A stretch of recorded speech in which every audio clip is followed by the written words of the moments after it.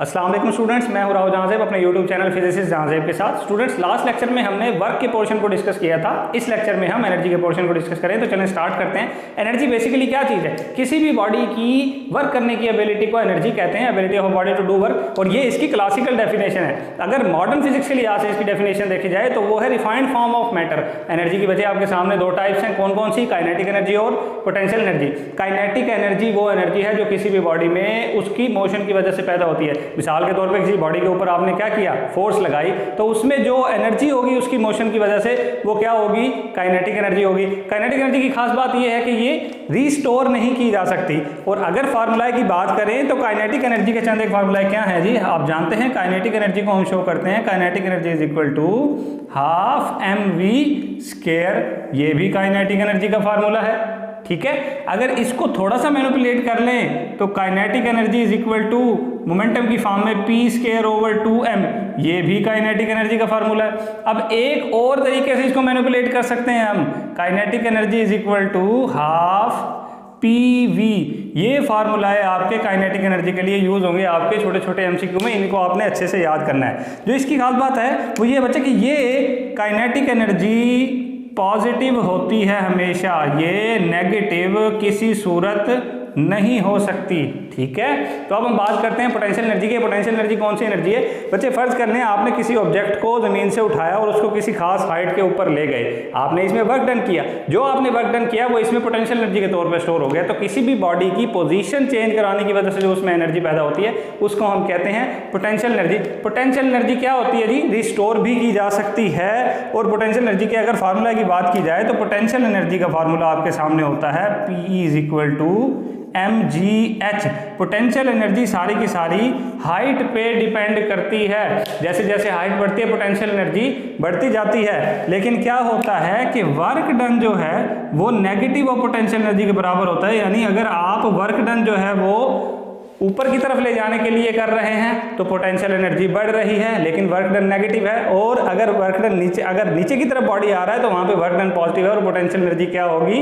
मतलब डिक्रीज हो रही होगी नीचे की तरफ लाने के लिए। तो बच्चों, अगर हम इसके यूनिट्स की बात करें एनर्जी के, तो एनर्जी के डिफरेंट यूनिट्स हैं, हम उनको डिस्कस करेंगे। यूनिट्स की बात कर रहे हैं हम, तो बच्चे देखें एनर्जी का जो यूनिट है वो जाउल है। जाउल के लिए हम न्यूटन मीटर भी इस्तेमाल करते हैं और वाट सेकंड भी इस्तेमाल करते हैं। इसके और यूनिट्स की बात कर लेते हैं। एक यूनिट जो है एनर्जी का स्मॉलर यूनिट वो इलेक्ट्रॉन वोल्ट भी है। अब इलेक्ट्रॉन वोल्ट का जाउल के साथ क्या रिलेशन है जी? 1 इलेक्ट्रॉन वोल्ट बराबर होता है 1.6 × 10⁻⁻⁹ जाउल। इस तरीके से अगर हम बात करें इसके इलेक्ट्रिकल यूनिट की, तो एक इलेक्ट्रिकल यूनिट है जो आपने पढ़ा भी हुआ है अपनी बुक में, इलेक्ट्रिकल यूनिट। वो इलेक्ट्रिकल यूनिट कौन सा होता है? किलोवाट आवर, ठीक है। तो एक बड़ी इंपॉर्टेंट कन्वर्जन है जो आपके पेपर में भी आती है, उससे मुख्तलिफ और भी कन्वर्जन हो सकती है। वो कौन सी है कि 1 किलोवाट आवर जो है वो बराबर होता है 3.6 मेगा जाउल के। ये आपने अच्छे तरीके से याद रखना है। इसका बच्चे एक और भी यूनिट है एनर्जी का जिसको कैलोरी कहते हैं। और 1 कैलोरी किसके बराबर होता है बेटा? 4.18 जाउल के। तो ये यूनिट्स आपने अच्छे तरीके से इसके याद कर लेने हैं। तो बच्चे, मैं एक बहुत इंपॉर्टेंट एमसीक्यू आपको बताने लगा हूं कि किसी बॉडी में मोमेंटम हो या ना हो, एनर्जी मौजूद हो सकती है। लेकिन अगर मोमेंटम मौजूद है तो उसके साथ साथ एनर्जी होना जरूरी है, मोमेंटम अकेला नहीं होता। तो इस एमसीक्यू को तवज्जो से पढ़ें। An object may have energy without having momentum but can not have momentum without having energy. तो हम इंपॉर्टेंट फार्मूलाए को कुछ को डिस्कस करेंगे। काइनेटिक एनर्जी के फार्मूलाए को, काइनेटिक एनर्जी का फार्मूला आपने देखा, kinetic energy is equal to half mv²। तो इससे हम एक चीज बनाते हैं, जरा देखें कि काइनेटिक एनर्जी प्रोपोर्शनल किसके हो गई? mv² के, ठीक है। अगर हम ये कह दें कि जी फर्ज कर लिया आपके पास जो मास है वो है कांस्टेंट। अगर मास कांस्टेंट हो तो काइनेटिक एनर्जी क्या होगी बच्चे?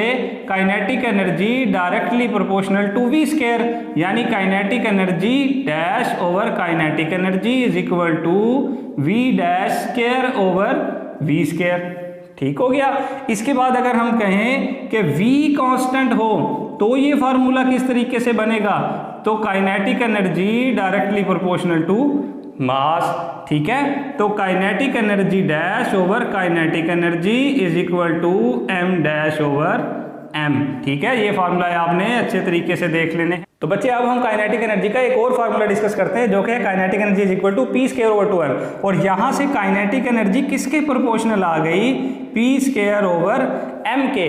तो आप इनका प्रोपोर्शनलिटी रिलेशन बना ले, काइनेटिक एनर्जी का मास के साथ इनवर्स और पी स्क्वायर के साथ डायरेक्ट, यानी मोमेंटम के स्क्वायर के साथ डायरेक्ट रिलेशन है। आप एक जनरल रिलेशन क्यों नहीं बना लेते? तो जनरल रिलेशन क्या होगा कि kinetic energy dash over kinetic energy is equal to P dash over P whole square और M ओवर M डैश, ठीक है। अब सिर्फ एक जनरल फार्मूला बना लें, उसी की मदद से इसको मैनिपुलेट हम कर सकते हैं। कैसे? अगर कह दें मास कांस्टेंट है, अगर मास कांस्टेंट है तो ये वाला पोर्शन खत्म हो जाएगा, सिर्फ हम ये वाला फार्मूला लगाएंगे और इसकी मदद से अपने एमसीक्यू को सॉल्व कर चुकेंगे।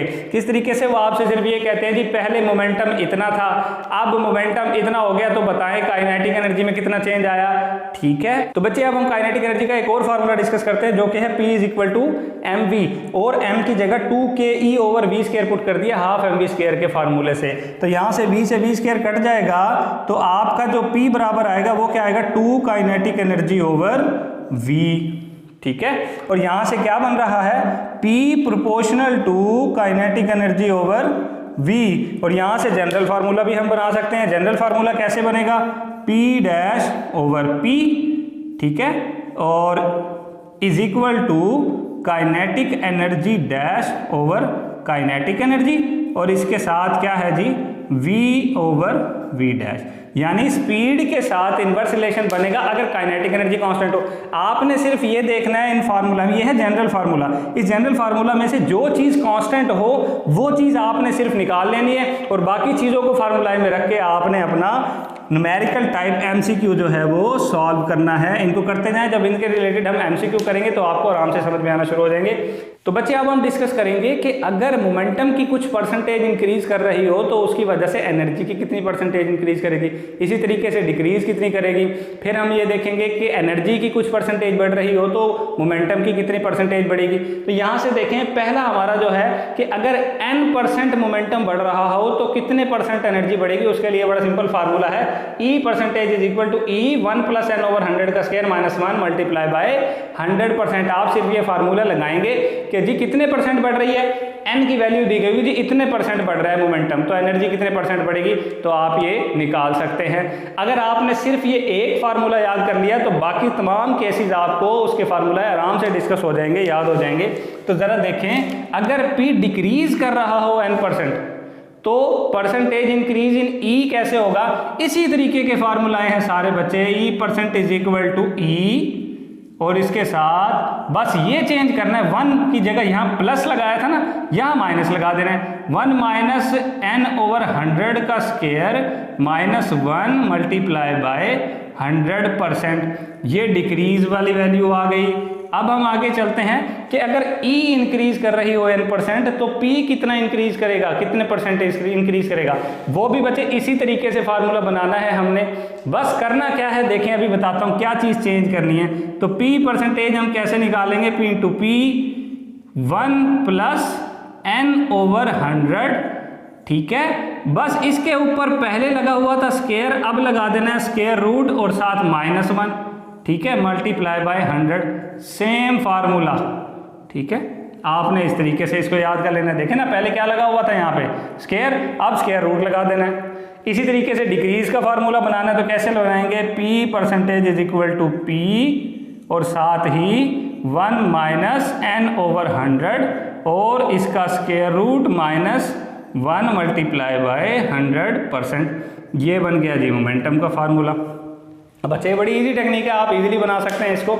तो बच्चे अब हम डिस्कस करेंगे एब्सोल्यूट पोटेंशियल एनर्जी। दरअसल ये एब्सोल्यूट पोटेंशियल एनर्जी क्या है कि आपने किसी ऑब्जेक्ट को अर्थ से उठा के ऐसी पोजीशन पे आप उसको ले गए जहां पे उसके ऊपर ग्रेविटेशनल फोर्स जीरो हो गई, यानी ग्रेविटेशनल फील्ड से बाहर ले गए।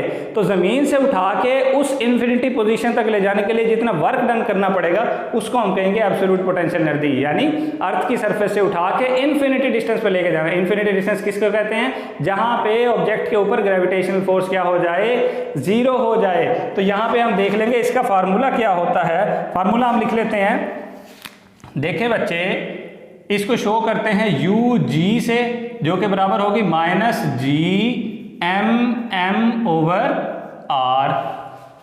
ठीक है, आर वो डिस्टेंस है जिस डिस्टेंस पे अर्थ से कोई भी ऑब्जेक्ट मौजूद है।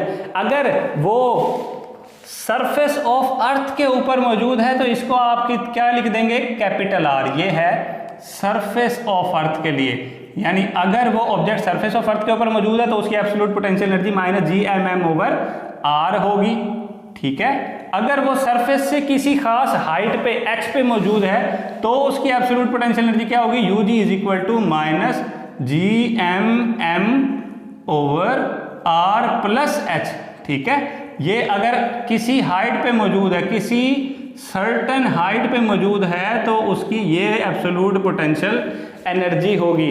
बात समझ में आ रही है। अगर इस फार्मूला के जरिए देखें तो हमारे पास क्या रिलेशन आता है कि जी ये जो एब्सोल्यूट पोटेंशियल एनर्जी है इसका इन्वर्स रिलेशन है इस हाइट या डिस्टेंस के साथ, और साथ में क्या लगा हुआ है, माइनस। अब इससे बहुत ही इंपॉर्टेंट रिजल्ट्स डिस्कस होने वाले हैं कि फर्ज कर लें आप अर्थ की सरफेस से ऑब्जेक्ट को उठा के ऊपर की तरफ लेके जा रहे हैं। जब आप ऊपर की तरफ लेके जाएंगे तो ये आर यानी डिस्टेंस अर्थ से क्या हो रहा है, बढ़ता जा रहा है ना। जैसे जैसे वो बढ़ता जाएगा तो डिस्टेंस बढ़ रहा है, एब्सोल्यूट पोटेंशियल एनर्जी को तो कम होना चाहिए, लेकिन कम होगी नहीं। क्यों नहीं होगी, जैसे जैसे आप ऊपर लेके जा रहे होते हैं आर ज्यादा हो रहा है। ठीक है, लेकिन आर के बढ़ने की वजह से यू जी जो है वो लेस नेगेटिव होता जा रहा है। देखें ना, यू जी की वैल्यू कम हो रही है लेकिन ये नेगेटिव की वजह से क्या है, लेस नेगेटिव हो रहा है। और क्या हो रहा है जी, मोर पॉजिटिव हो रहा है। लेस नेगेटिव हो रहा है और मोर पॉजिटिव हो रहा है, यानी हम ये कह सकते हैं कि यू जी यानी एब्सोल्यूट पोटेंशियल एनर्जी इंक्रीज कर रही है।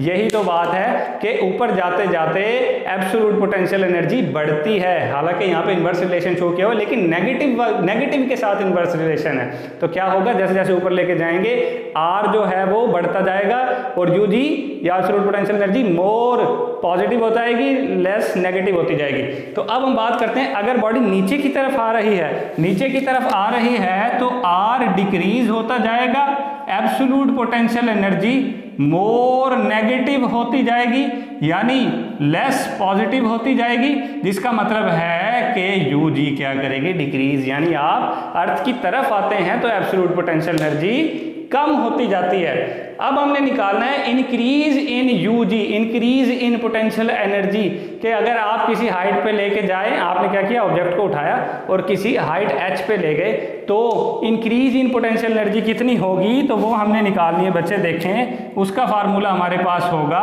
Delta U is equal to M G H over 1 plus H over R. तो ये h क्या है, वो हाइट है जिस पे आप लेके गए, r क्या है जी, radius of earth. Radius of earth की वैल्यू आपको पता है। तो बच्चे अब मैं आपका एक बहुत ही इंपॉर्टेंट कंसेप्ट यहाँ पे डिस्कस करने वाला हूँ, जिसके बाद आपके एब्सोल्यूट पोटेंशियल एनर्जी के लिहाज से तमाम डाउट्स जो हैं वो क्लियर हो जाएंगे। तो यहाँ पे देखें, ये फर्ज कर लें अर्थ है और ये अर्थ का सेंटर है। अर्थ के सेंटर से रेडियस तक के फासले पे अगर कोई ऑब्जेक्ट मौजूद है तो उसकी जो एब्सोल्यूट पोटेंशियल एनर्जी है वो मोर नेगेटिव होगी, और जितनी ज़्यादा नेगेटिव होगी उतनी ही ज़्यादा अट्रैक्टिव होगी, क्योंकि अट्रैक्टिव फोर्सेस के लिए नेगेटिव इस्तेमाल होता है। तो यहाँ पे उसकी एब्सोल्यूट पोटेंशियल एनर्जी कितनी होगी, minus G M over R होगी।